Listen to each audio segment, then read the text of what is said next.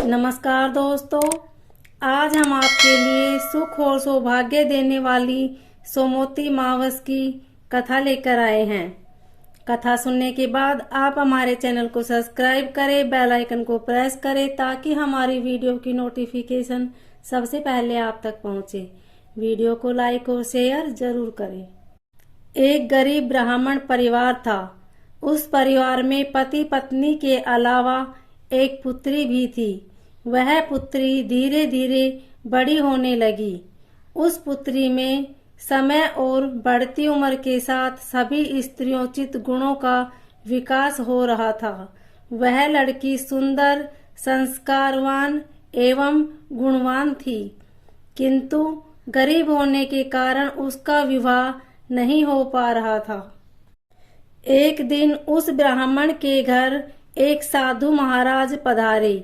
वो उस कन्या के सेवा भाव से काफी प्रसन्न हुए। कन्या को लंबी आयु का आशीर्वाद देते हुए साधु ने कहा कि इस कन्या के हथेली में विवाह योग्य रेखा नहीं है। तब ब्राह्मण दंपत्ति ने साधु से उपाय पूछा कि कन्या ऐसा क्या करे कि उसके हाथ में विवाह योग्य बन जाए। साधु ने कुछ देर विचार करने के बाद अपनी अंतर्दृष्टि से ध्यान करके बताया कि कुछ दूरी पर एक गांव में सोना नाम की धोबन जाति की एक महिला अपने छोटे और बहू के एक गांव में सोना नाम की एक धोबिन जाति की एक महिला अपने बेटे और बहू के साथ रहती है, जो बहुत ही आचार विचार और संस्कार संपन्न तथा पतिपरायण है। यदि यह कन्या उसकी सेवा करे और वह महिला इसकी शादी में अपनी मांग का सिंदूर लगा दे, उसके बाद इस कन्या का विवाह हो तो इस कन्या का वैधव्य योग मिट सकता है। साधु ने यह भी बताया कि वह महिला कहीं आती जाती नहीं है। यह बात सुनकर ब्राह्मण ने अपनी बेटी से धोबिन की सेवा करने की बात कही। अगले दिन कन्या प्रातःकाल ही उठकर सोना धोबिन के घर का जाकर सारा काम, साफ सफाई और अन्य सारे काम करके अपने घर वापस आ जाती है। एक दिन सोना धोबिन अपनी बहू से पूछती है कि तुम तो सुबह ही उठकर सारे काम कर लेती हो और पता भी नहीं चलता। बहू ने कहा, माँ जी, मैंने तो सोचा कि आप ही सुबह उठकर सारे काम खुद ही खत्म कर लेती हैं। मैं तो देर से उठती हूँ। इस पर दोनों सास बहू निगरानी करने लगी कि कौन है जो सुबह ही घर का सारा काम करके चला जाता है। कई दिनों के बाद धोबिन ने देखा कि एक कन्या मुंह अंधेरे घर में आती है और सारे काम करने के बाद चली जाती है। जब वह जाने लगी तो सोना धोबिन उसके पैरों पर गिर पड़ी।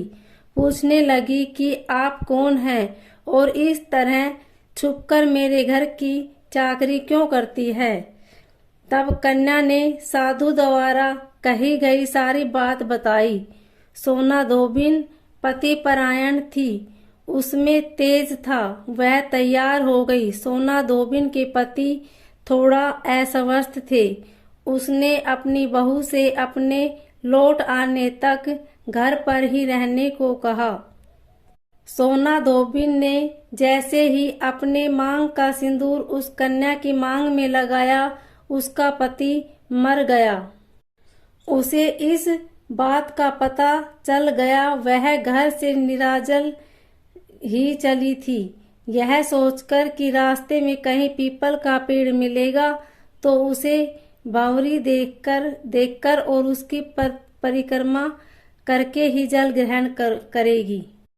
सोना धोबिन ने जैसे ही अपने मांग का सिंदूर उस कन्या की मांग में लगाया, उसका पति मर गया। उसे इस बात का पता चल गया। वह घर से निराजल ही चली थी। यह सोचकर कि रास्ते में कहीं पीपल का पेड़ मिलेगा तो उसे भंवरी देखकर यह सोचकर कि रास्ते में कहीं पीपल का पेड़ मिलेगा तो उसे भंवरी देकर और उसकी परिक्रमा करके ही जल ग्रहण करेगी। उस दिन सोमवती अमावस्या थी।